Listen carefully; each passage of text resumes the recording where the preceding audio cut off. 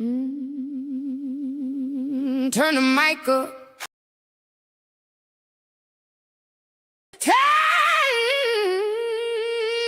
Turn the mic up.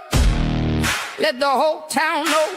Truth hits hard when the headlines glow. From the courthouse steps to the water line, we followed the paper and exposed the signs. Burning bridges, lighting up the night. Toxic water, but we still stand and fight. Local, state, and the national map say her name loud. NICOLE in all caps. Raw and unfiltered, reality uncut. Digging through the stories they tried to shut up. Speaking truth, demanding facts. Once the fire stops, there's no turning back. NICOLE in all caps. Ooh, live every Thursday night.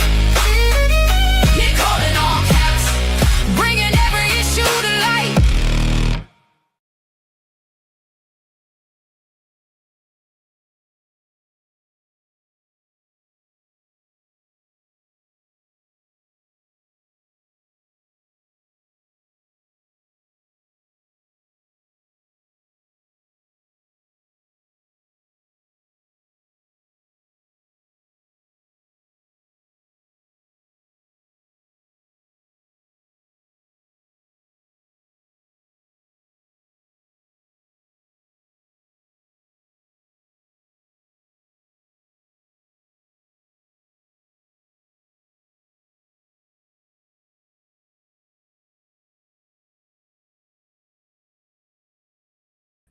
Thank you. See, we're already glitching.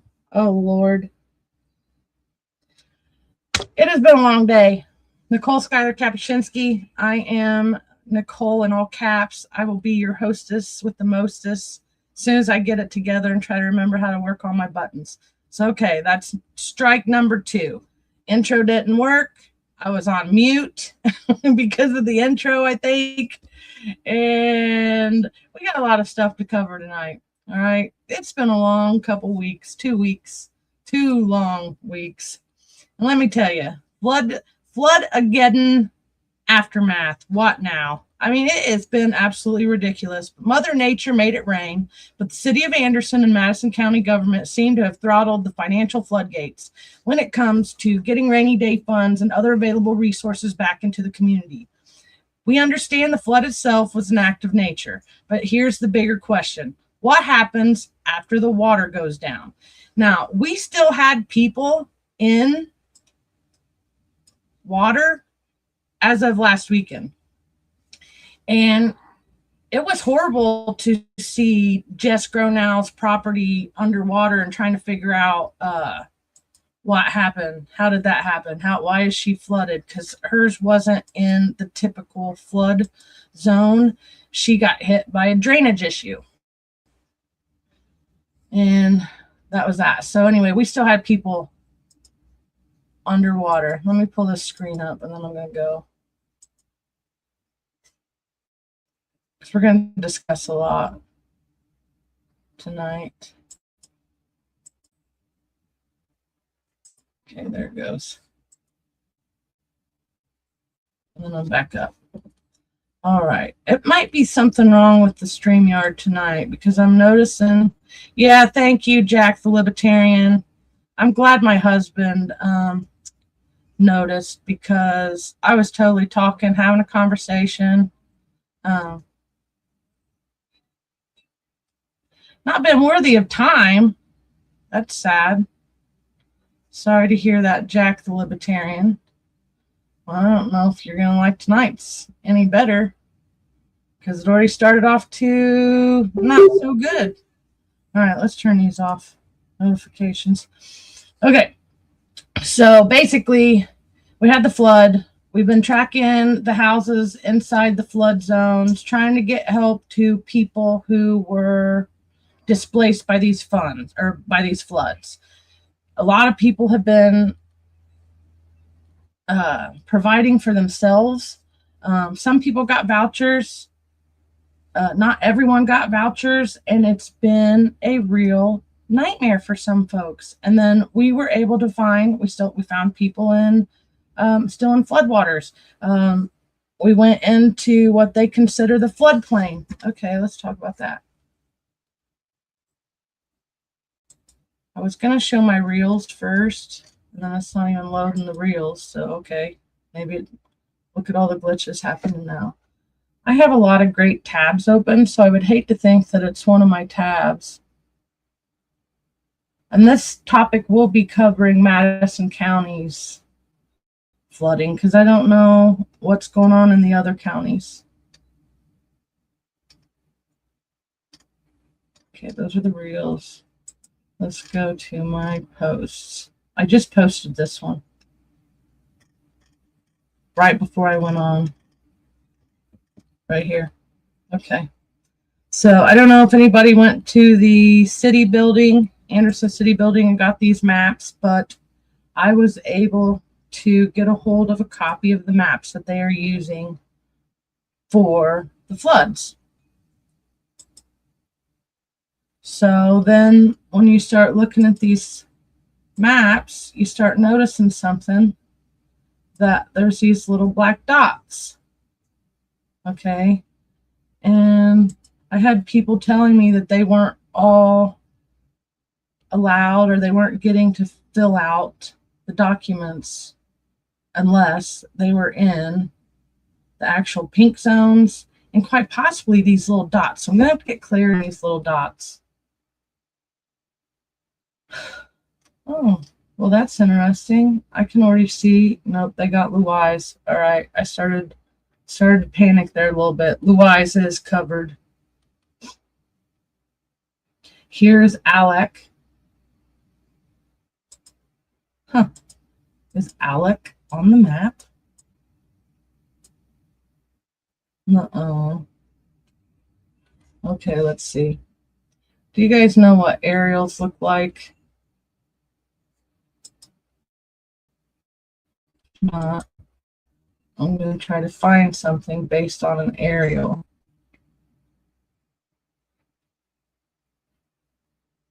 The black dots are supposedly like the houses that were affected, is what I was understanding, my understanding. Let's look at maps.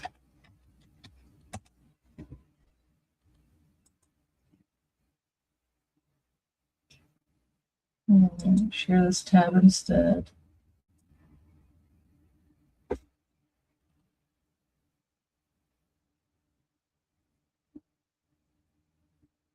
Can you see it? Okay, let's go over here. This is the big map without the floodplain for Anderson. But for some reason, I do not know why. I've been good all day with my internet, and then all of a sudden it starts slowing down.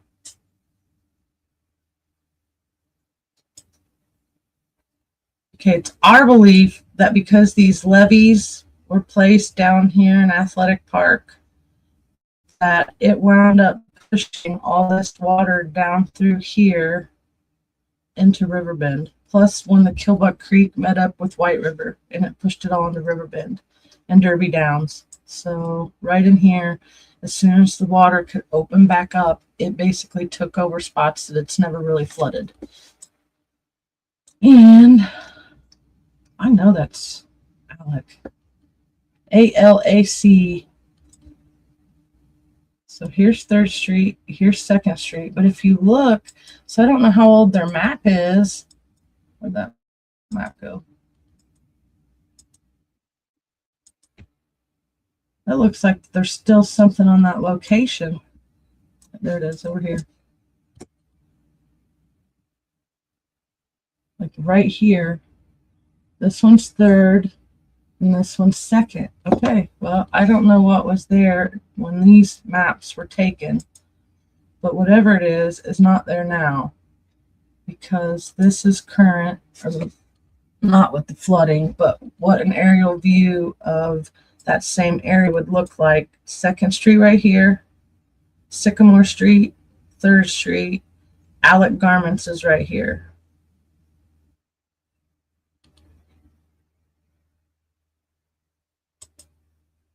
What's this? Everyone came home. Oh, yeah, true. I forgot. After, yeah, a lot of people are online right now. Okay, let me take this one down. Take that one. Got my EPA map up to show you. Well, let's just show you that. So this is one. The other thing we were tracking is I was telling people that even if it's not a Superfund site, you want to watch out for the brownfields in your area. So the brownfields are historically known environmental contaminants as well. Some of them have been mediated and they've cleaned them up, and some of them haven't. Okay, so it's always a good idea these are at, so when stuff like this happens, that you will get notified, or that you are notified to your environment. You see it start to rise, the waters are getting high, and you're close to these, just know that that becomes like a super spreader when the water does that. So the ones we were concerned about, the main one was the MPL right here, Grand Avenue and Broadway, and it's where Killbuck comes in. And actually, well, it's on the EPA. I'll do that in a minute. So, well, I guess I do need that one, because Derby Downs is a Superfund site.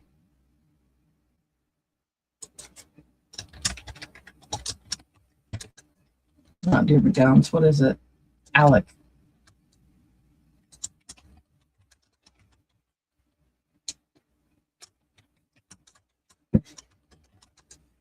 I'm going to show you. So you can do this too.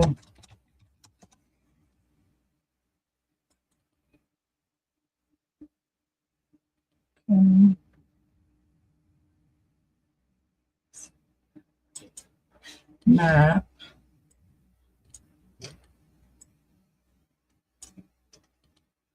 And so everybody else is still worried about flooding and stuff, and I'm over here worried about what got contaminated because of the flooding, and who's going to wind up getting sick in the next couple weeks because of getting into the water or being close to it or being close to some of these sites. So let's see.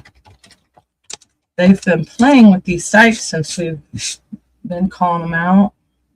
These websites, they've been playing with the websites. The information that we find keeps changing.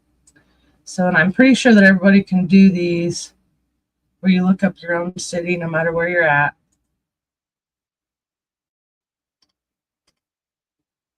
And now I see something I haven't seen before. So this is showing 1, 2, 3. What is that one? Huh. That's a new one.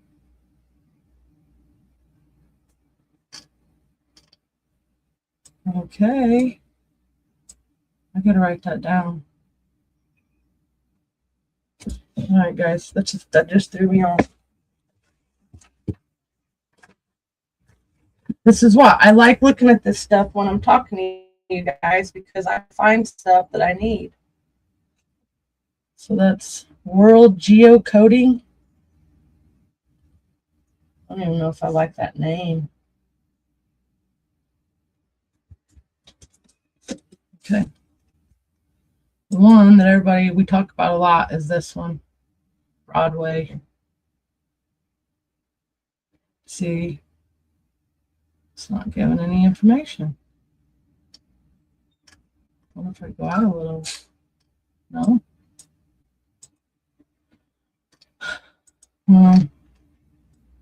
Okay, so that's not going to work.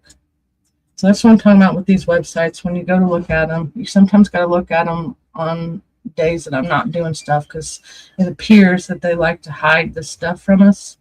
And even though we look at this a lot, there's new stuff that just popped up today that is not on our radar.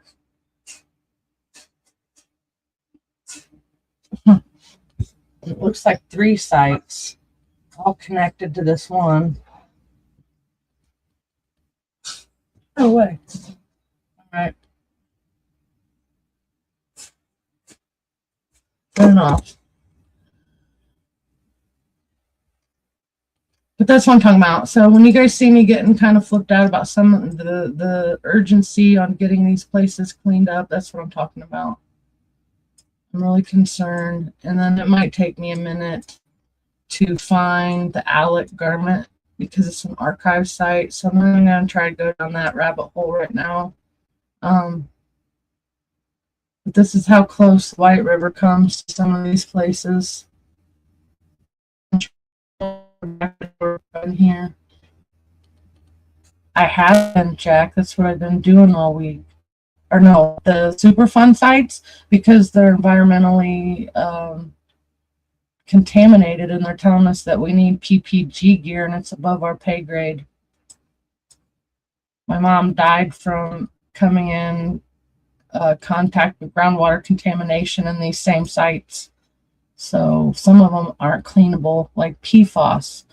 Forever chemicals are not cleanable. They don't come out of water, so that means they stick in your environment.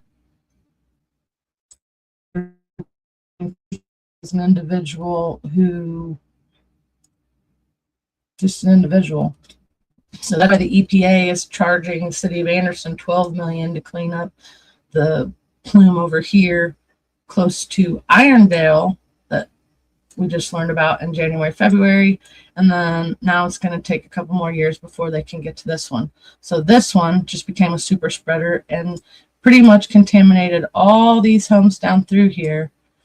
And they have given us explicit commands to not go in here without what's in the environment and water. And that's exactly what we've been telling them, that this is the kind of stuff we wanted to avoid. We don't even have signs. We've even asked for signs to be put at this location. The EPA hasn't brought them, so it looks like we're going to have to raise our own money to get signs for that particular location. So, all right, so basically back to these maps. So what we were learning today is that some of these places are not qualifying. And if you're in the, if you're in this area here along 8th Street and 9th Street and on like over to 11th Street, because I think Shelly Seams, she lived over somewhere on 11th Street and she was having issues with her water and it came up into her basement. And then hope you not paying constant. Everybody's paying property taxes. And I mean, we're like, they've maxed our taxes out here. And that's what the other thing that a lot of us are concerned about. And without going into too much detail on the finances, because the finances that we've been uncovering for some of this is like, it would require pretty much Catherine. I'd have to have Catherine come on to explain it to people. And I'd have to have the person who has located a flyer. So I might have to have Stephanie May come on and explain the financial part of some of this. I don't know what part you told me to stop.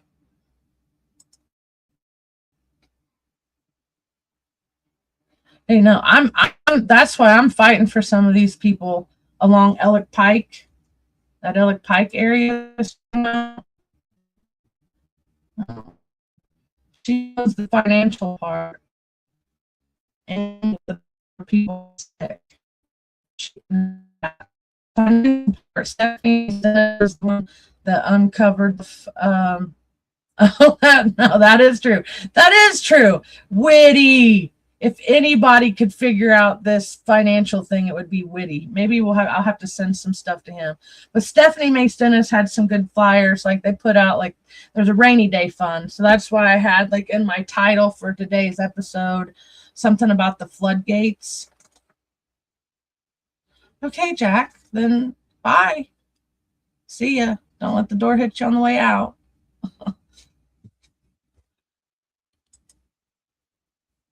Anyway, only people that this is privy to, this information that's going to be into whatever topic we're talking about tonight anyway.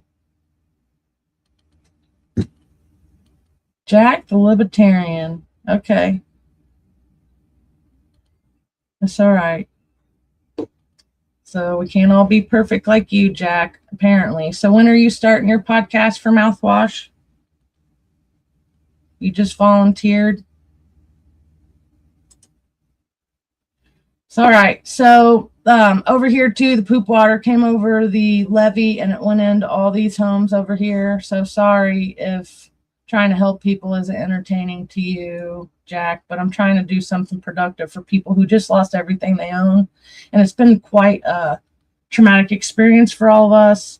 And sorry that you didn't lose all your belongings this week or watch your family dig themselves out of poop water, but that's what I've been dealing with. So whatever. One not profit off of private home, no taxes may be charged. It's crazy. So they've gotten some of these properties, they have marked and deemed, like they've already started like condemning them. And so it makes me wonder, how did they come up with that? What stuff did they use to come up with how they mark these homes to be helped? And I feel like some of the homes that don't have the little black dot on them went in and they weren't letting them fill out the paperwork, which is sad. So who determines which one of those houses got hit the hardest, you know? So, all right, this one's Irondale. Here at Mancino's and Ollie's, Dunham's and Roses is where all those people were swimming in the contaminated water. This right here is Holiday Dump. So we've heard more, no confirmed, but these guys over here, FEMA finally showed up. They are doing mobile deployments like what I was doing the last couple weeks. They're doing mobile deployments, and then DAV showed up today. We've got other volunteers coming into town, but a lot of people haven't seen them, and so we're not really sure where they're going. And then, okay, here's Ellick Pike. So when you hear me talking about those Superfund sites like the MPL, the tragedy of what just happened with the water, the flooding, okay, not just that it crested to 24.96 feet or whatever. It also took all the already contaminated place like the MPL, and it just took it that way, or it took it all kinds of ways. But Ellick Pike, pretty much all the way from up here. Man, I wish I could see that better. But these black dots are what they're helping. So these guys got double whammied in here because of this IMI pit. So the IMI pit mixed with the Shady Side, Kilbuck Creek junk and came right up into these yards. And over here on Lindbergh, right in here, their house got condemned. And that's been a house that I've been following because I want to make sure that the EPA, when they get in here looking at some of this stuff, which there's no telling. There were sinkholes. I think there was a sinkhole that opened up like right in here somewhere. I learned the history of this site. I don't have it. I haven't got to study it yet, but the old guy, Lawler, Mr. Lawler, who had been at Lindbergh and Ellick Pike for 80 plus years, he told me the history of Shady Side and all the things that it was before it became Shady Side, and then kind of the history up to what we see today. And if you live on Ellick Pike, a lot of these people are they're still out of their homes. A lot of them can't go back in. They've had to gut all their stuff. So I have all these maps. If anybody wants to pull them up, look at them. Oh, it went as high as the cross Scatterfield and up that area, or up that way. So that's north. And I got wind of stuff to do with oh, I just brain farted, squirreled. It didn't matter. It must not be that important. So it looks like these guys, some people are getting help. But keep us posted. If you're one of these little black dots, keep me posted. I want to know. I want to know what they said. I want to make sure, follow your story too. I'm left behind. And then, okay, so we go from there to, okay, the mapping. So this was something interesting because somebody asked me earlier, they said, would you send me the maps? And I'm like, I kept looking for like, what those pink maps, right? And I just got a hold of those in the last 24 hours because I went into the city building to speak with, which is another topic I want to talk, the gypsy asphalt scam I got hit with that tried to charge me almost $9,000. And if I wouldn't have stopped them, they would have went up to 25K and probably tried, well, they were going to try to put a lien on my property. I'll talk about that here in a little bit. I got some videos and stuff that wanted to play.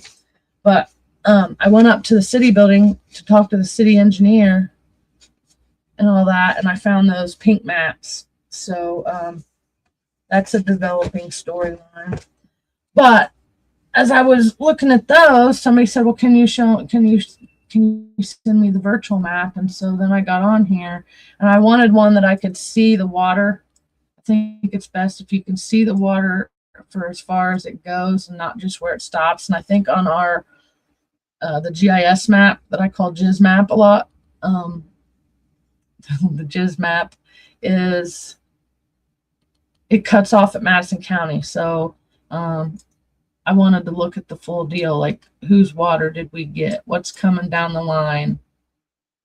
Now this might take me a little bit longer, some of this stuff to figure out, but I did find this. So if anybody wants this link, I can get this link to them because this is a statewide link. Now you can't really see it when you pan out, but once you pull up on your location, it's pretty much the state of Indiana, and it's the DNR website. So got that going. Meaning I don't think it's state or local. What is that? Department of Natural Resources. I don't know if that's, are they federal or just state? Either way, they get the fundage to do stuff. So they have this map. So if you want to know more about the floodplains, what it looks like today in comparison, and be able to advocate for yourself, then check this out. Or get this link from me and see if it actually lines up with your house and where your house is on the floodplain. Now, anybody outside the floodplain, if you're struggling, reach out to me, and we're going to be working on what we can do for all those folks that didn't qualify for any of this stuff.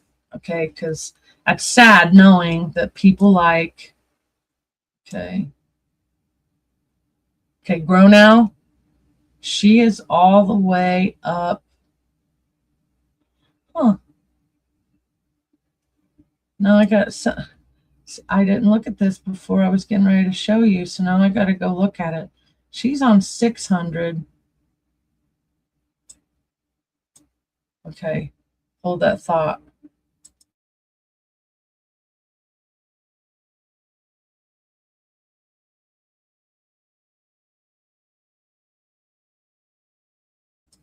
All right, he's not there. He's in the kitchen. Let's see. I've always wondered where exactly was the Underground Railroad. No, I would like to find that out too, because through my research, I found that Indiana has all kinds of underground caves and stuff from like the mines that we have underground stuff, and I think that would become very important in figuring out where the flood stuff, why it does things in certain areas, and why water. There's got to be something underground that we're just not privy to at the moment. I think the sinkholes forming over by the IMI pit has something to do with the old mining, and possible just I think we have lime. I think we're the capital for lime, and it might be that one time they mined for it and then they just, I don't know. Oh, he heard me. Is he coming?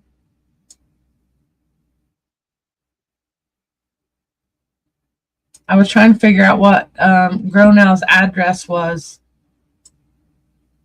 without going too far off screen. Oh, that's the other one. What? How? Okay, see, on this flood map, it shows something completely different that I didn't see before. So do you have Grow Now's address typed in your phone? North 600 West. North 600 West. Okay, north 400, north 600. Okay, and then 600 west. Hartman Road. Okay, which one's Hartman? Is that 500? North. Okay, that's 300 You can north. take 500. Okay, wait. 500 north. I see it. It's the red barn. Yes. Okay, found it. All right. So now I'm gonna have to learn. But okay, Jones's ditch was no, it was Kiefer's ditch is what was mentioned. So now I gotta go look that up. But you know, if you live in a rural area and you want to know about, you know, what's kind of close, I would suggest looking at this map. So I just learned something new when I looked at it. And then our other person, ironically, was down here in South Madison County, and they were connected to the drainage that comes from Nestle. And so we were on here the other day, and this building was trying to get certified, not certified, get its licensing to be able to, I'm not even quite sure, like dump or just get like some type of EPA ID number or item. Oh, yeah, she's been dealing with the neighbor and draining into her yard. Yeah, Matt has been really good to me this week. And I want to say that, like, I was kind of hard on him, like when it first happened and he was on the podcast video, because I had just spent like 72 hours cleaning my son out of poop water and having to watch them bring my mom's stuff out of the house and throw it away. So it wasn't really best of, you know, whatever. And I take it back. He's been very nice and kind, and he agreed with me on my situation that the asphalt wasn't removed, which, like I said, I'll talk about that towards the end. But yes, city engineer, Matt House, 6 puppies is who you might want to start with him first. And then there's always something to do with maps and property lines. I think Micah, and that would be on the other floor where the city council is. Go on that door by city council chambers.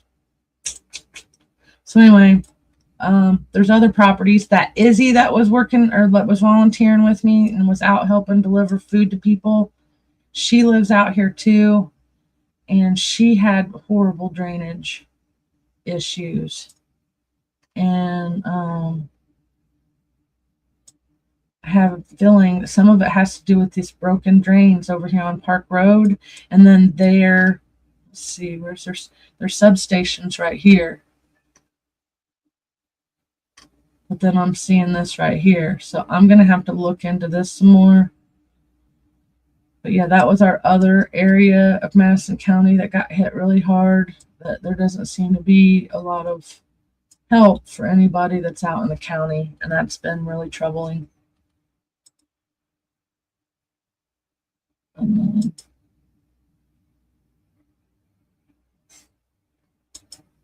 Oh, where are you, 6 puppies?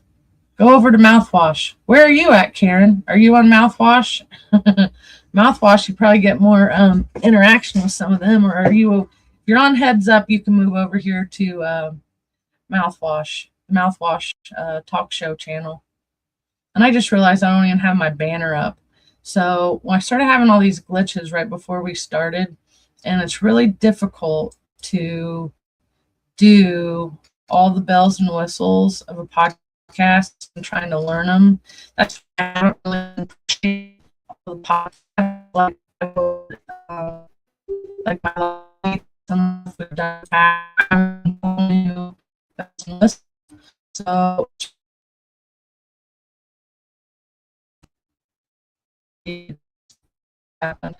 it's really hard to work everything. So let me go ahead and do this. Communicate, talk to everybody. But, you know, this is just the beginning. So eventually I will have this figured out. And I appreciate everyone that, you know, takes their time with me. I'm sensitive, if you can't tell. What do I call this one? Oh, Floodageddon.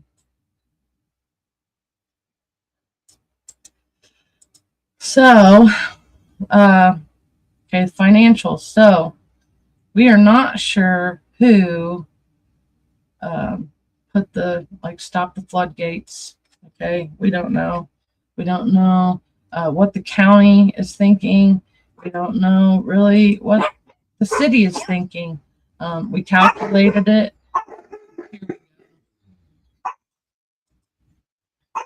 Do we got a visitor? All right, hold that thought.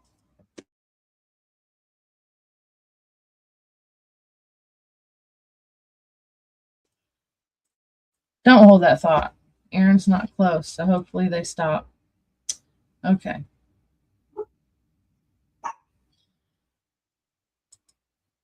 All right, this kind of works. I don't have multiple guest speakers tonight. I was supposed to have a couple people, but it's really hard to get on here and talk and then have your naysayers, and then, I'm not everybody's cup of tea. I'm not, but I'm really good at doing a lot of this other stuff that people really like. And so those are the people that I appreciate hanging in there with me. So, okay, let's do this again.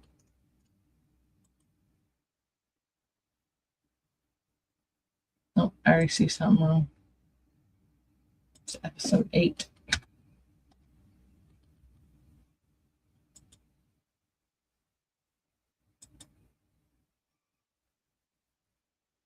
Okay. That was the date. Well, I hope I don't have anybody coming over.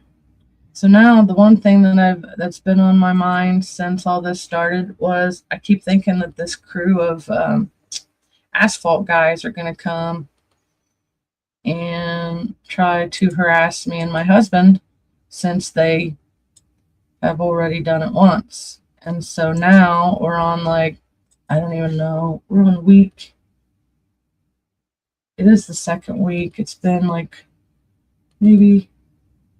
it's been 7 days. So on the 19th, they showed up to the house. Okay.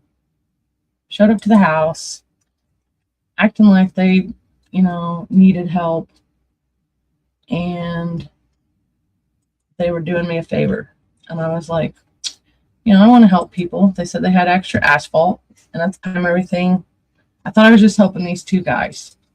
Come to find out, they had a whole crew of people. So I did have a YouTube video pulled up. So let me pull that YouTube video up real quick. Or actually, let's do this. So I was showing people my road the other day, Spring Hill Road. And within 24 hours, let's see which one's mine. These guys showed up to pave my street. I mean, it was pretty crazy. Same thing. Okay, nope, that's the MPL site. So I got all kinds of great footage, you guys. No, whatever you want. That's Jess. That's 15 Sycamore. How can I lose this stuff? What happened here? Okay, it's this one. Nope, that's Sycamore. All right, well, I guess I don't know where my own videos are. Surely it's not this one. It's not that one. That's when I caught them doing the one thing.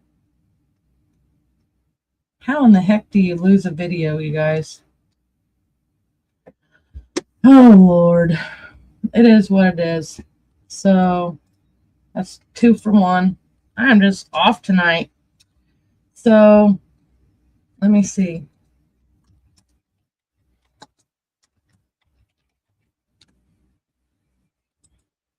So one of the guys that came out, he even explained it to me what it was. I'm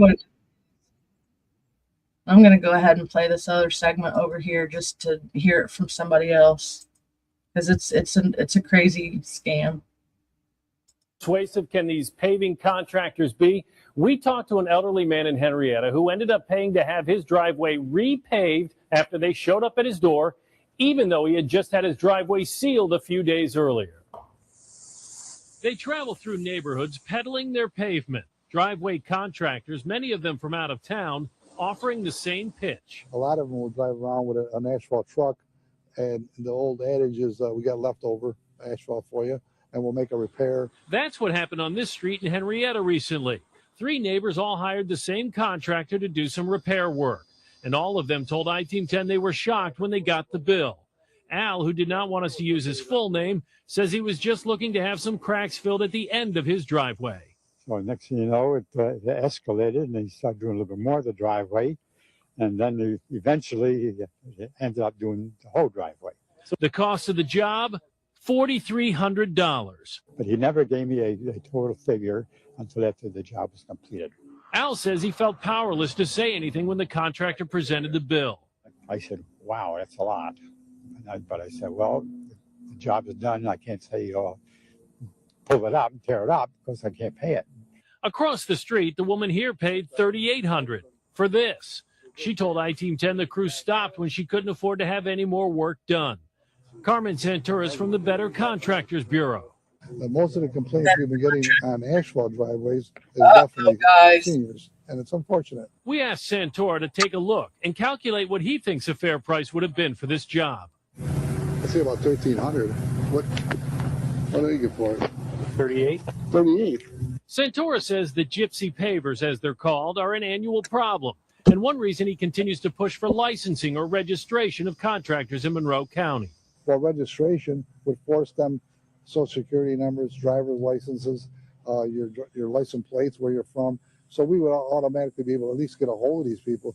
After realizing he probably overpaid, Al says he tried calling the phone number the contractor scribbled on the invoice, but had no luck contacting anyone. We also did not get a return call. In retrospect, Al says he should have known better than to trust a crew he never sought out to begin with. Actually, you shouldn't have any work done unless you call the people. It's the whole point of the video, okay, because my husband said, how old is it? I think it's 10 years old. But the point of it is, it's the same scam, just a different day. And somebody else said, oh my gosh, that's been around for a while. Well, I had never, ever heard of it. Actually, the guy that brought all the pork down from Indianapolis, or up from the pulled pork from Indianapolis, he was handing out sandwiches, and I was kind of telling him, because while we were at the hotels, I was looking around the parking lots because I figured they were still in town, and we located them. But before we located them, he told me, he goes, oh yeah, that's a gypsy asphalt scam. I was like, why have I never heard of it then? So, and I had another one. The other video that I wanted to show was like, because my concern was that somebody like that could get an old person, an elderly person, for their life savings, because the way they did me, showing up, caught me off guard anyway. We were really just 24 hours after, was it 48? No. See, the 19th. It was on Wednesday last week. So we were still, what's the word, feeling the aftershock of the floods on the 19th. And I made that video on the 18th about my road and how bad it was.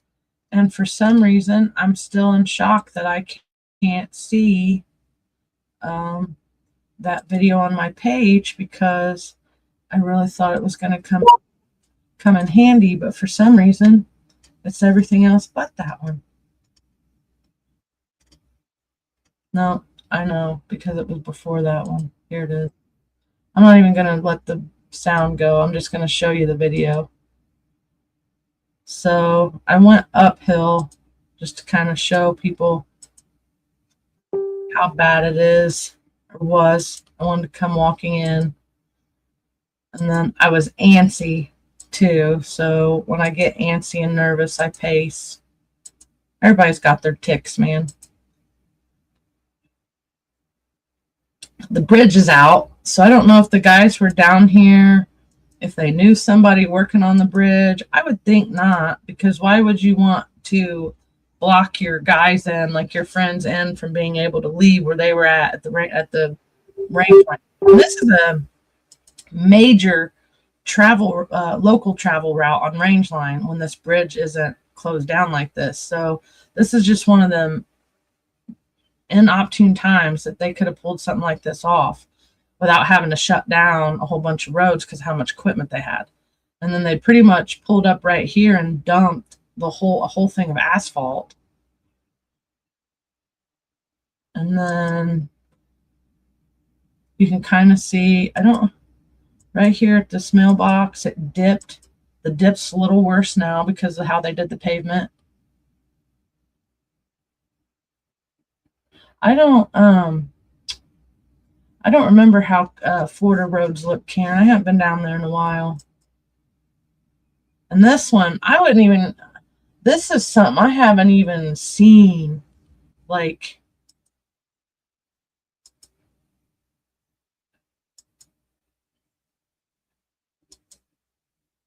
okay, there you go. So look at that bad boy. So the problem with that is we can't necessarily get it. It's not even resurfaced. What they're talking about doing in order to fix the engineering in this road, okay, is that it's kind of a high incline. And so basically people they come down this hill sometimes in the winter.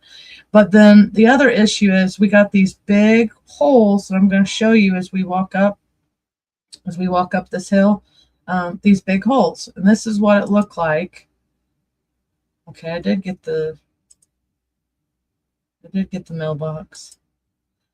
So this is the video. So when the guys showed up, I thought they were from the city. And I thought that they were coming to help me pave my road. I mean, they said they were asphalt guys. I was like, yeah, because I was on a roll the past couple weeks. Every time we did a live or talked about one of the houses, a whole bunch of people showed up and helped get whatever needed done. So, I was like, hey, I thought it was my turn, right? Nope, I got targeted. So Aaron just happened to be helping someone for like clean out their he was moving 3 heaters. He just wasn't home at this time, and it would have probably got both of us, and they probably would have tried to get more if I don't even know at this point what would have happened if he would have been home. Probably wouldn't even have got that far, but it is what it is. So we're here now. So by the time I realized what happened, they were trying to tell me they were going to try to go to this farther pole down here, and they said 25K, and I'm like, do I look like I have 25K in my back pocket? No. Okay, and then Karen said it looks like Maryland around farms. I'm homesick. Well, yeah, it kind of is like it's a spring. So if you got a lot of roads in Maryland that have springs, then that's probably.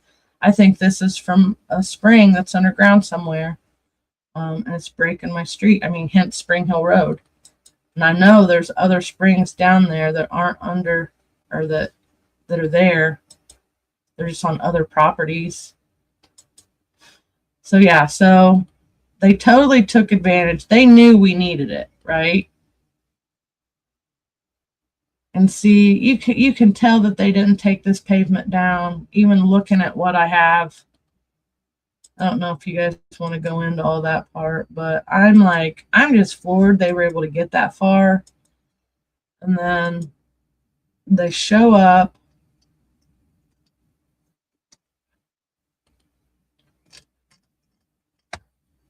Oh, pretty much the next day. Here's the courthouse. Oh, that's what drew me out of the house, you guys. So the day that I did the video, there was a hazmat. So basically, we're under flood advisory. We're under emergency situation. My power goes. And I got so frustrated because it was the second time in a week that my power had been kicked. So I went out there. And of course, nobody's telling me that there's a hazardous material incident on my road. No, let's not tell her. She might freak out and tell everybody. I told everybody anyway. I figured it out later, and I alerted everybody, hey, we got a hazmat down here. But this place right here might be a hazmat facility. I'm not quite sure, because if you Google stuff sometimes, it's what it says. This one was the hazmat. So right there, I think that's like a sewage something underground. But see, I'm digressing. But yeah, so I had hazmat popping off next door, across the way on the river. So I can't even enjoy the White River again for another season in a row. So there was that. And then this might be it. Yeah.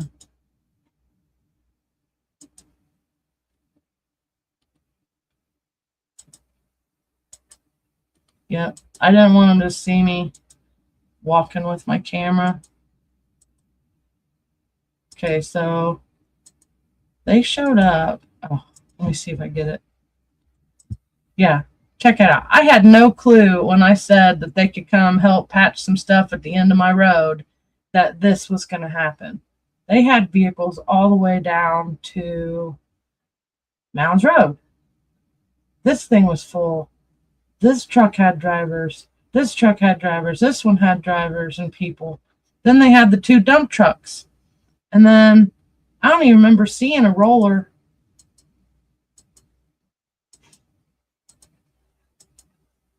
At this point, I hadn't really realized what they were getting ready to do yet. I was like, well, hopefully they do us right, you know. We got the workers on the hill. There was 2 guys up here blocked. See, they knew they was going this far, because that's where they were standing when I came out. And they had that truck waiting up here.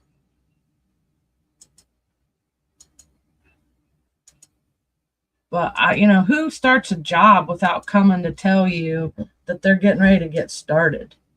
And then they go to the amount of $9K without even asking if I had money to pay for it, is what they did. And then got me stuck outside my fence gate. So then I asked the guy the other day, I said, well, what were you guys going to do if I didn't have any money? What if I didn't have any money? And he kind of stayed silent. And see, that's the other thing. Like, looking back on it, hold on. Looking back on it, like the permits, I'm like, we've had the city engineer come out, okay? They didn't do what they said they did on the paper. And I'll show you the receipts and some of the pictures here in a minute. But they did not take it down. I don't know. Something about, well, permitting. And then in different states, I think you have to have certain licenses to do the asphalt stuff. But I'm still, this is new to me because I know I've never heard of an asphalt scam before, gypsy scam. So I'm just learning. But I do believe that I stopped them from doing much worse. And then it could have been ugly, and it's still not over. And that's the sad reality that some of us are going to live in, that have to deal with the aftermath of whatever this is. So that happened. And then I've learned all kinds of crazy stuff in the last 7 days. Like, okay, let's see.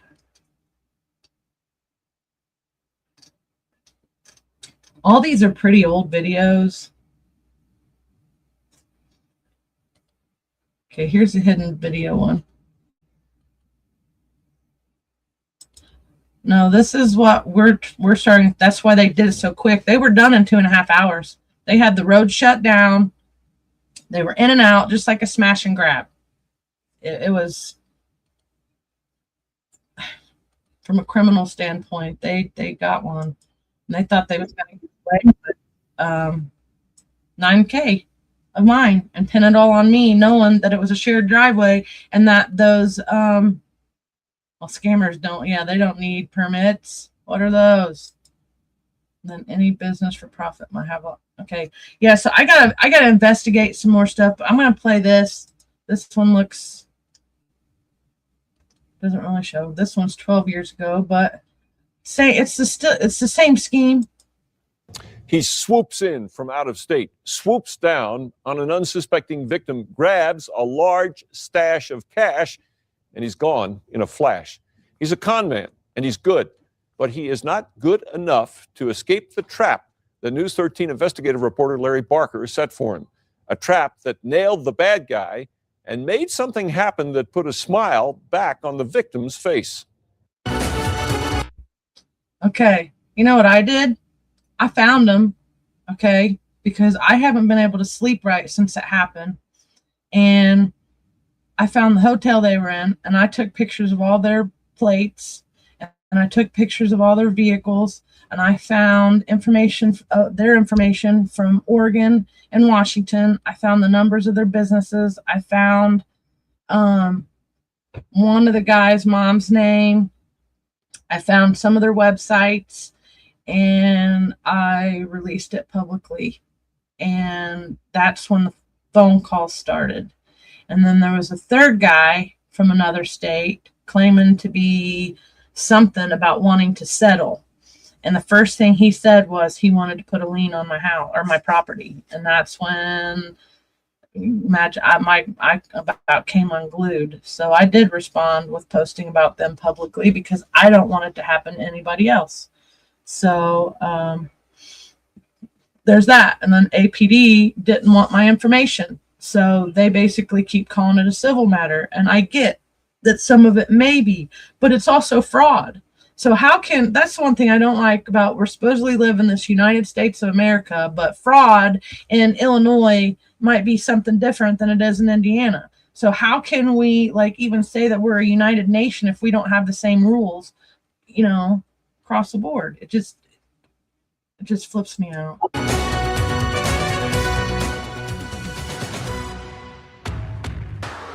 These people are out there. It's a huge project. We have 181 cases right now that are being investigated. This was a hit and run. Okay, this is the one I wanted to show everybody because this one talks about, I think this is the one that shows the woman who they got from with $64,000. So I'm telling you, this right here, these guys that tried to hit me and get, pull this whole thing off were very good. And they didn't show up in,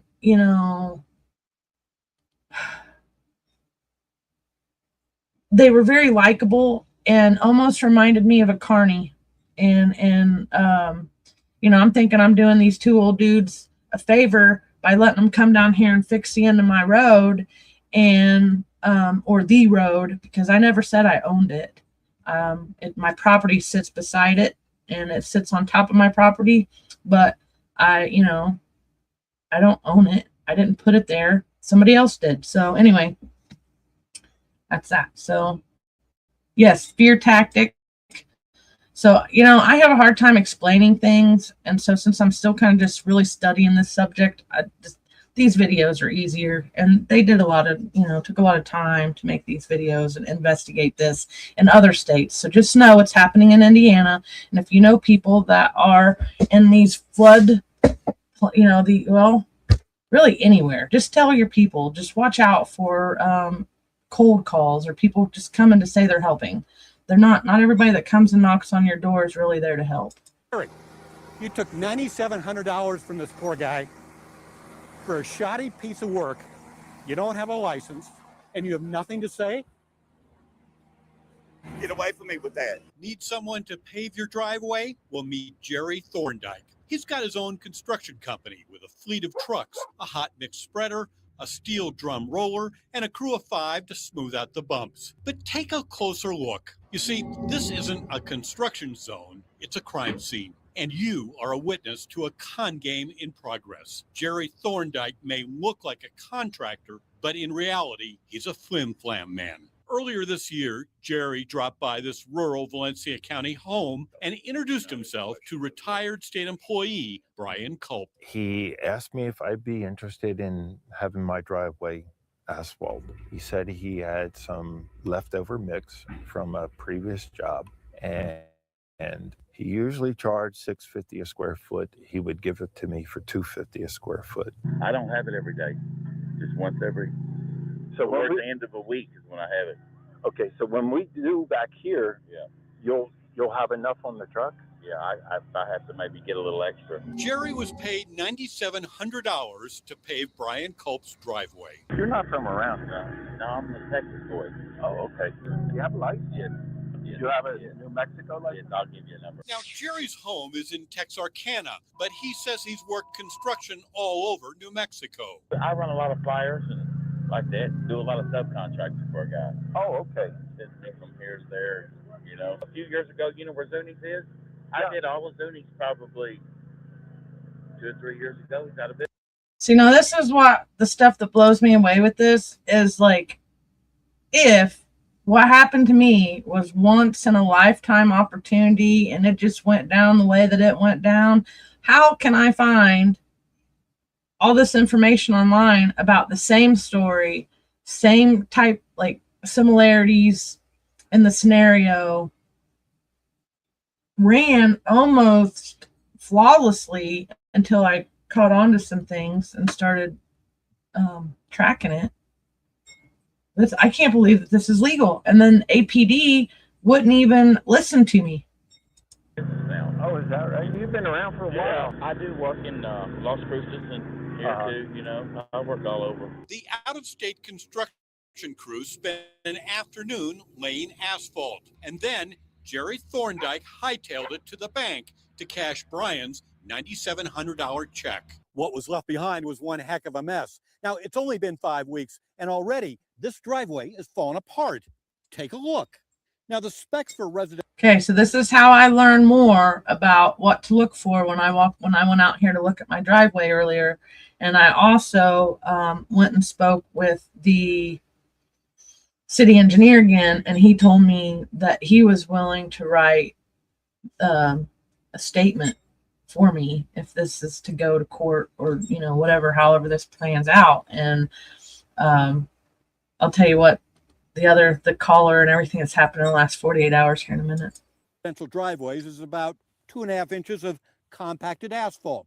This paving is less than an inch. If you had to grade this asphalt job A to F, what do these guys get? Probably a D minus. Albuquerque Asphalt's Robert Wood is a licensed paving contractor. He evaluated Jerry Thorndike's work. Does it look like to you that this was a professional job? No. No, they didn't have any intent in making a professional job. This was get it done and get that check and get to the bank. It was put down cold, and there was a lot of handwork that was done unnecessarily, and this is what you get. So this right here is not going to last. Bottom line, Brian, you think you got cheated? Oh, no doubt. But this is not the end of the story. You see, most fly-by-night contractors would be long gone by now, but not Jerry Thorndike. He was still hanging around. So, with the lure of doing even more paving work, Jerry returned to repair the damage. A little cold right here. That's what that is, a cold spot. Oh, okay. That's all that is, just a cold spot.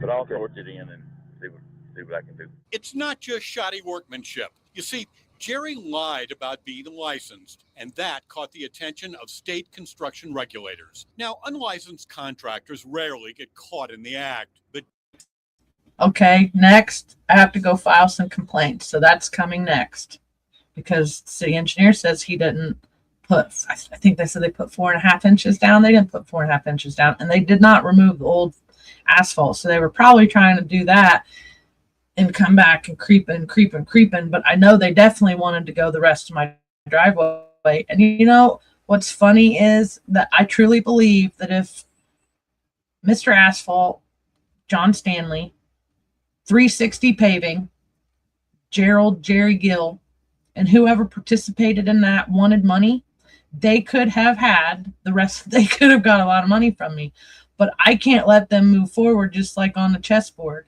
No, we're going to take it out before it gets started, and then nobody loses any money, and they get on down the road. And he didn't leave, so that's how I was able to find him a couple days ago.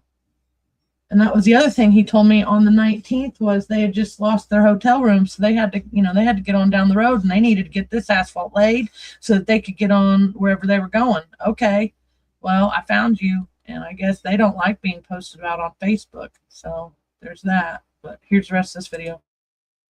Jerry Thorndike walked right into the trap. We're investigators for construction industry, Mr. Thorndike. I don't know if you know it, but in New Mexico, it is a criminal violation to contract without a New Mexico contract license. So we have a problem here.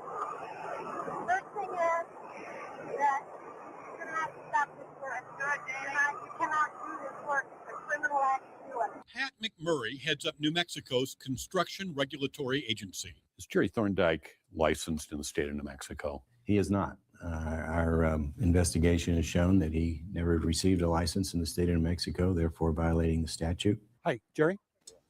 I'm Larry Barker, Channel 13. No, I'm not. I just learned. So Jerry, hey, Jerry, you don't have. Now I have to go back and study this even more because I got to follow the trail because I know Washington, Oregon mentioned he had the first sign. I should know he had a crooked eye, but it was his accent.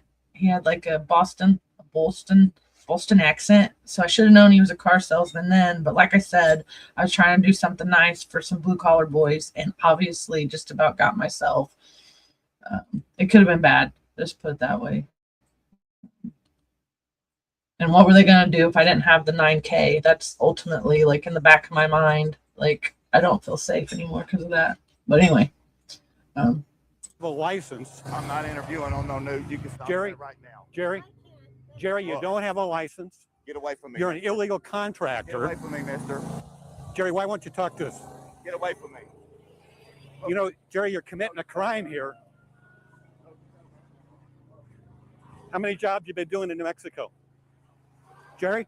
The job site was red tagged by investigators, and Thorndike's crew hacked up for points unknown. Following a state investigation, Jerry Thorndike was charged with 2 counts of contracting without a license. Okay, so you want to know what the Anderson Police Department did? Not that. They were so rude about this, and they said it was a civil matter. Now, I have to go study Indiana law and Indiana code, and I'm probably going to have to reach out to a lot of different people. You know, as I was watching this, Karen, I thought that same thing. So now I'm going to have to check each state because I tried to run their names, right? But if they change the name of their outfit everywhere they go, it might be kind of hard to locate them. But I was able to get pictures of their faces to put with their names and their businesses that they claim. And I'm going to show those here in a minute. Here, let me finish this one. It's pretty sad, you know, that they come in with high pressure and the homeowner thinks, hey man, if I don't act now, I'm gonna miss out on this good deal. This is what you get. It's a big problem in New Mexico because the type of contractor that you're dealing with that's unlicensed typically is incompetent. Chances are the contractor has no workman's compensation insurance. There's no bond to protect the homeowner. And so you're just out there. They're offering a deal that sounds great, but 9 times out of 10, it violates code. Homeowner paid 10 grand for this driveway, just eyeballing it. Is it going to be expensive to fix this thing to get it up to specs? Yeah, it'll probably cost as much as he paid already. 10 grand at least probably to come in and put something over the top of it. Or you just rip it up and start over. What I told him is that if I didn't get my money back, that I would file a felony criminal complaint for fraud against him. I've got your number, sir. You'll give me my money back. I'll contact you. After the state filed criminal charges, Jerry Thorndike did return Brian Culp's $9,700. Larry Barker, KRQE News 13. So I was quick thinking. So I was able to, currently I haven't lost anything. Okay, like just my safety. just my safety feels violated. I feel like, what were they going to do if I didn't have the money then, and I'm surrounded by 10 to 15 dudes, right? Like, I'm getting too old for that crap. So yeah, so I did, let's see, over the weekend. So what would that have been? Like Monday night, I just got a suspicion that I was going to find them, and I sure did. So let me show you what I did, since they told me. I think this is what they're telling me to remove, and I'm not going to remove it until I feel satisfied.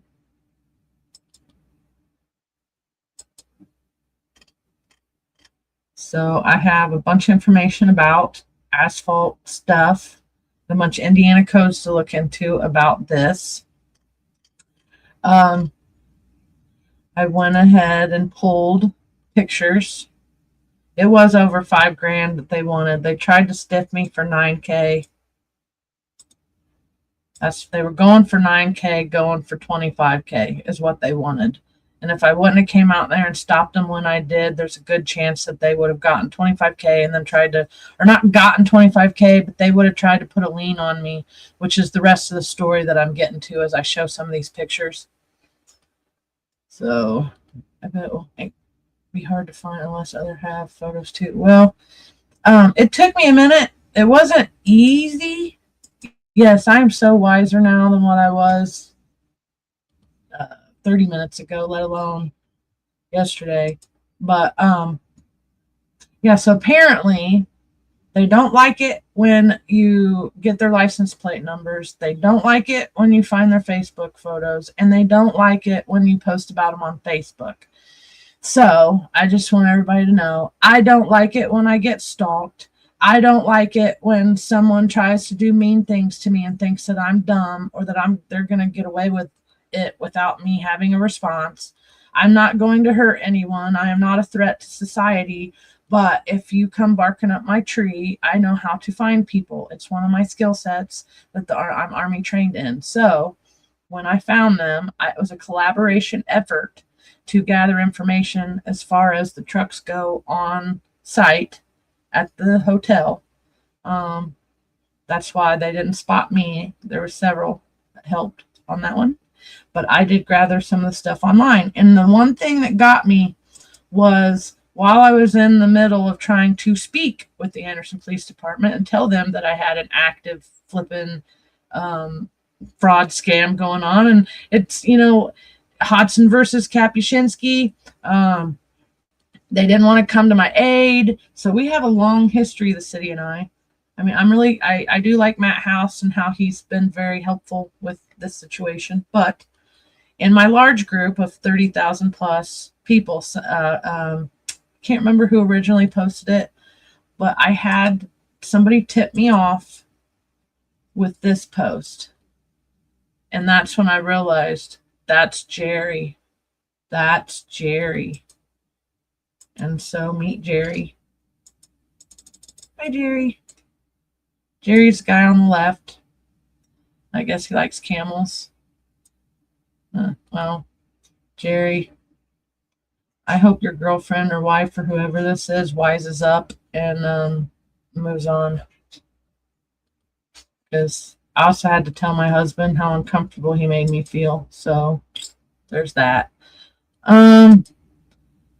So Gerald was the main guy that was doing the fancy pants McGee footwork. I have a better picture, more clear picture right there. 360 Paving of Washington. They are a business out there, so I don't know. You're a long way from home, Mr. Gill. And if that's not Beatrice, then say hello to your mom for me. So there's that. So then that's when the whole, oh my God, I just got violated kind of thing pops in, right? And I'm like, these guys are professional scammers. So that's how I found all this other stuff. And then I found the trucks, or I found pictures of trucks.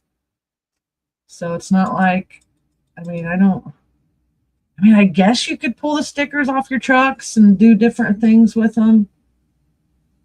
Or just drop them or leave them at home and go get some janky stuff if you're trying to hit a lick real quick. And then here's Mr. John Stanley, Mr. Asphalt. He's the guy whose main name is on the proposal contract. This is nothing personal against him or anyone. I just don't like being scammed. So, Texas license plate on one vehicle. We're not sure if this vehicle is with them or not, but it's an Oregon plate. So they operate out of Oregon, Texas. I know Indiana. They mentioned Boston. But then I got, some of their vehicles. I couldn't confirm if this vehicle here was theirs or not, but these were there. But I can tell you that these ones down here, this is definitely theirs. So 1, 2, 3 dump trucks with them, gray, black, whatever else. And then, yeah, that was the one that was up on the Spring Hill Road. Because I got a couple pictures of it. Yeah, so they had no intentions of stopping where we talked. By the time I came out the next round, they were all the way up here. They never measured and just expected me to have $5,000. They were supposed to help do something down here, right? Down here. But this was not talked about all the way up here. That's a lot of money. And you can see they already had this other one down on down. They already had it laid. So it's not like I could say, hey, can you guys pick up your stuff and go? No. I was in a pickle at that point. So, yep. Tell your people. So I went ahead and reached out to Mr. Jerry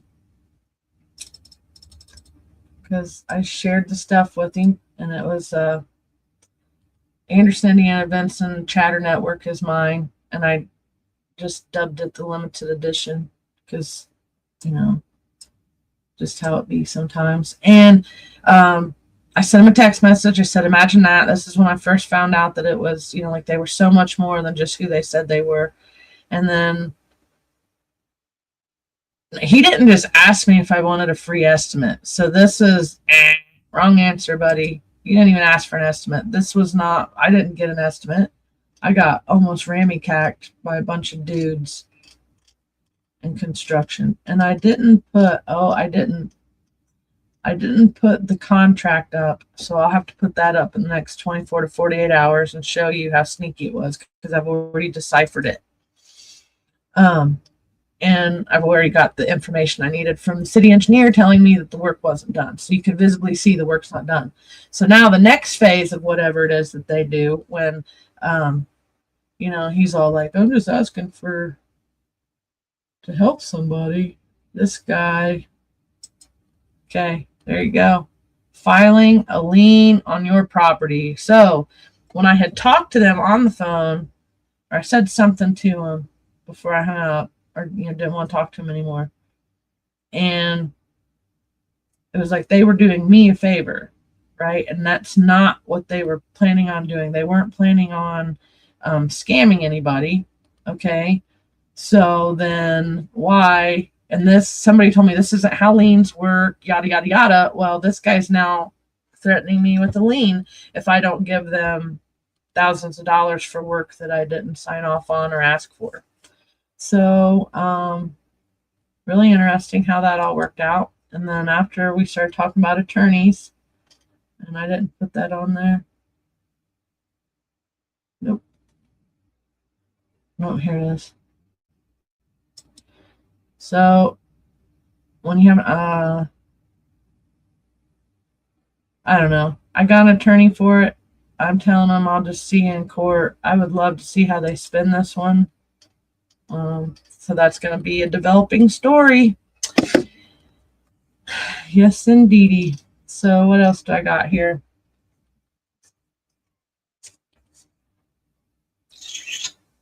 Not too much.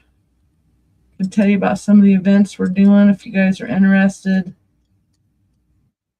I got, okay, Veterans Coffee Club podcast is this Saturday from 9 a.m. to 11 a.m.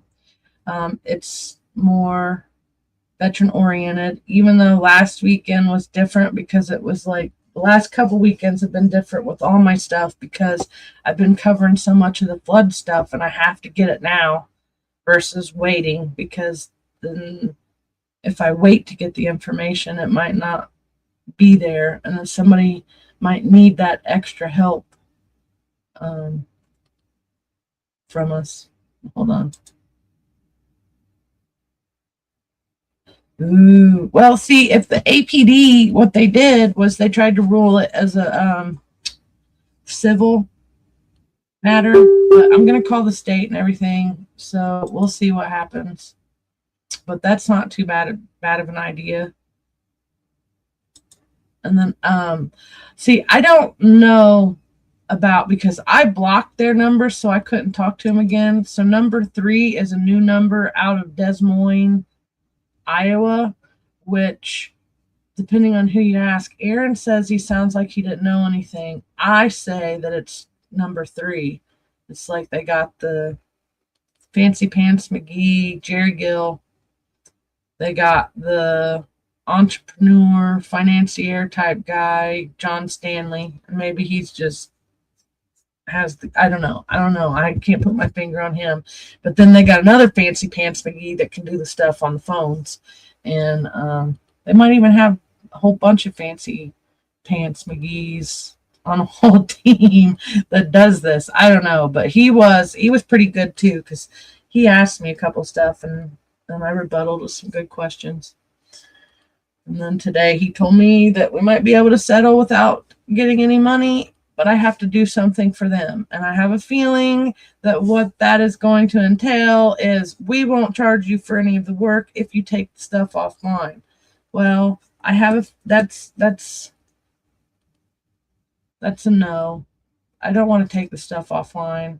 I really truly believe that the point of the whole thing was to get to 25K and put a lien on my property, so they really didn't care if I had money at all. And then so for me to think of this happening to another person really gets me in the feels or in the gut, so I can't do that. Can't take it down. So that's the other pending part of that story. So yeah, so we're doing Operation There Is No Place Like Home too. This is following, making sure that none of the people that were in the flood areas get left behind by our government. I've had some little helpers. I had a new little helper pop up.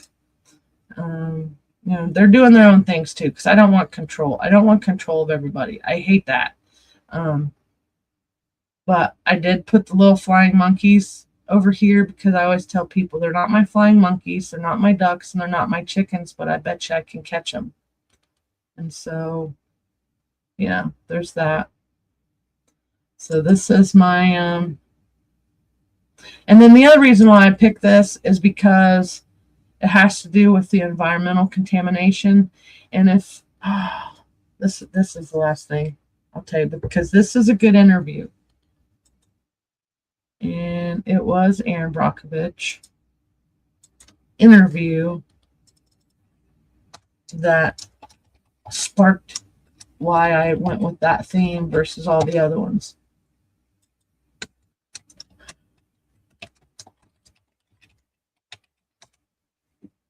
It was just in her interview. What's that guy's name? Ryan. Sean Ryan. Okay. They did a Sean Ryan interview, or she did the real Aaron Brockovich did a heck of a interview the other day with Sean Ryan. And you got to go back and watch the whole thing. Okay.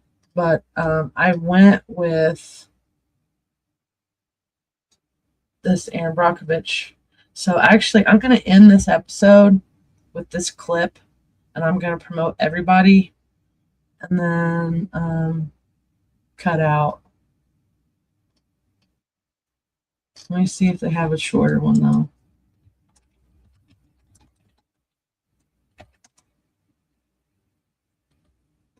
"13-minute clip, 11:58. Oh, wait. Okay, let's do the 11:58. Then I'll do my, no, we'll get out of here. A lot of people are questioning humanity at this point. Yeah, Wizard of Oz begins at Dorothy in Kansas, runs away from home. So they get put to sleep in the poppy fields.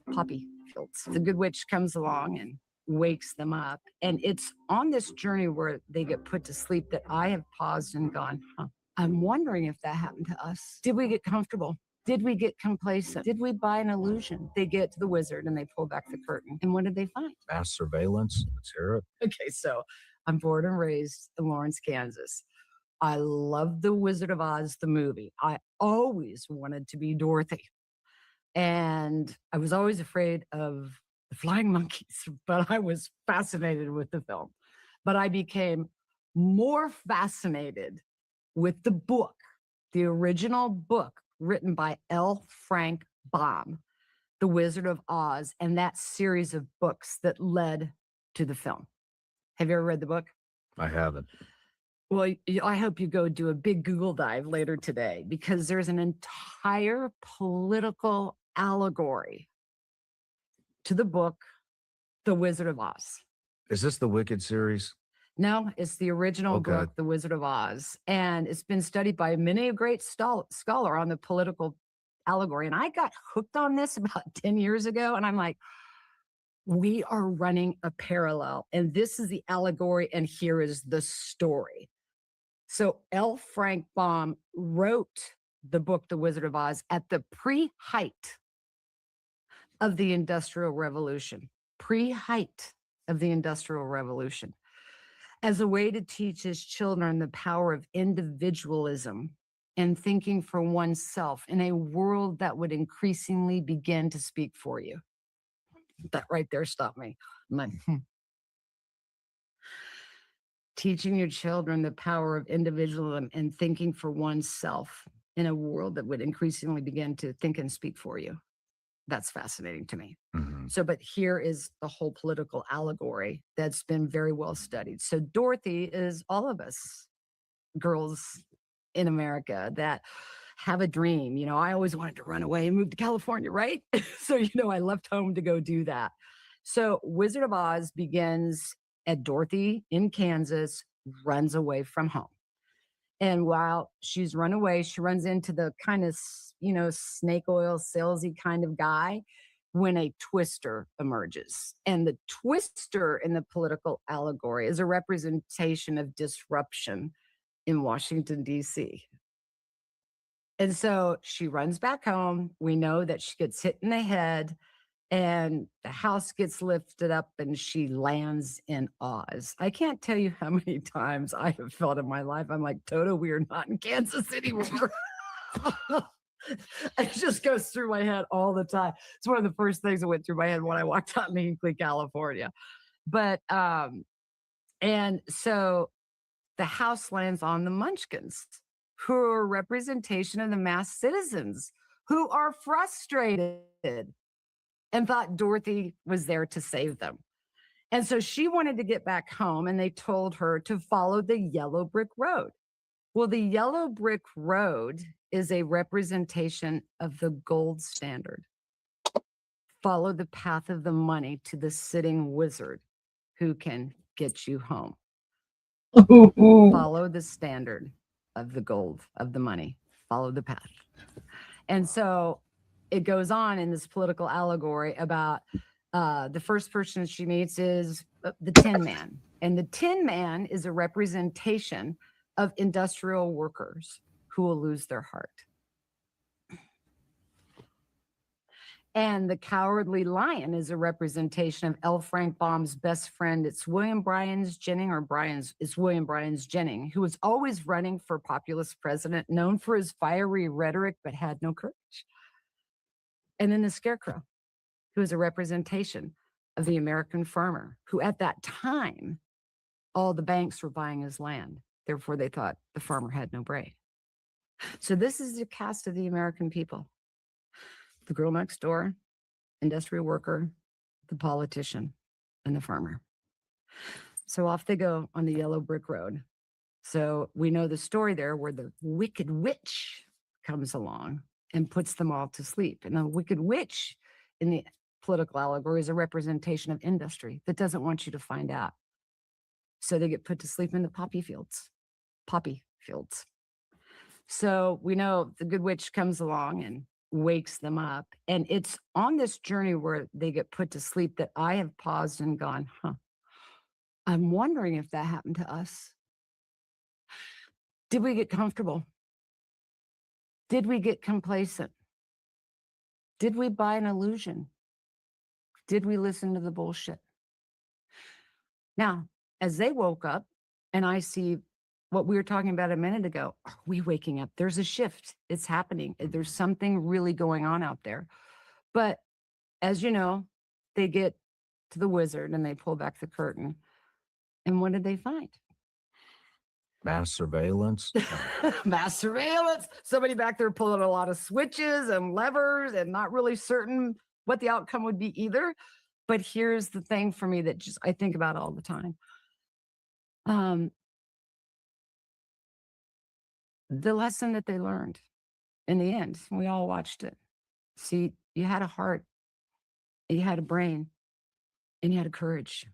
You had it all along to find your way back. And I'm watching that happening. I get firsthand view on the ground, watching this come to life, that we, in this world of all this technology that's taking over for us, I think have had a glitch and gone, wait a minute. I know how to think. I know how to feel. And I've lost, and what's in that gut is that courage. It will be up to us, all of us, to make the necessary changes as we move forward into a world that I hope that we can leave and a legacy behind. That is every element that we need to sustain life, our land. Okay, with that, I'm going to cut off, but I do want you to know that interview that she had with Sean Ryan a couple weeks ago was pretty good. So I suggest watching all of it. And that's the reason behind, like Aaron Brockovich has just been such an inspiring figure in my life. And with the environmental toxin stuff that we've been doing here in Madison County, we finally got her to listen to our complaints about our water. She's wrote articles about Madison County water for us. And then when I heard her and Sean Ryan talking about this the other day, it just hit home. And then the flood happened and boom, here we are. And so there's no place like home. If you guys want to help, you don't even have to help with us. Just get out and be kind. Pay it forward to your community if your community's suffering. And just be nice. Be nice to everybody. In a world full of mean people, try to be nice. And look, I knew my hair thing was all off whack. Okay, guys. I'm out. I will see you Saturday. Some of you Saturday. Some of you will see out when we're out delivering stuff next week. Got a lot of stuff coming up. So just follow me on my NICOLE Skylar Kapuscinski. Let's click over here. Here's the, oh, I'm not sharing it. It doesn't matter. See you guys later. NICOLE in all caps live, raw, unfiltered reality, uncut.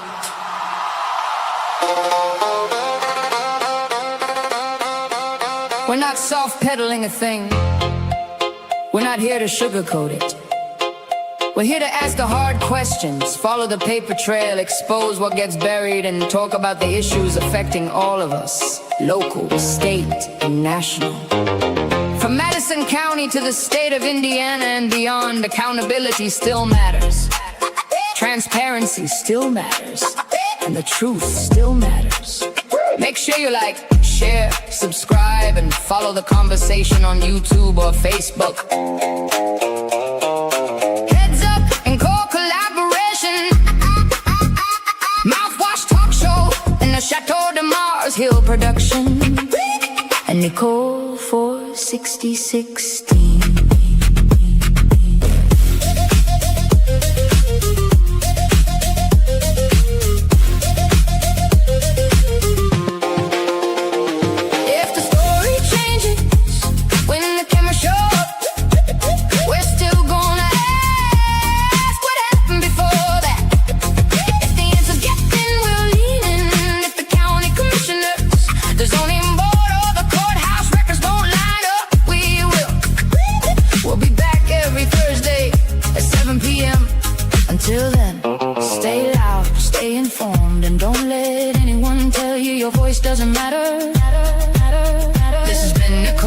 All Caps Live.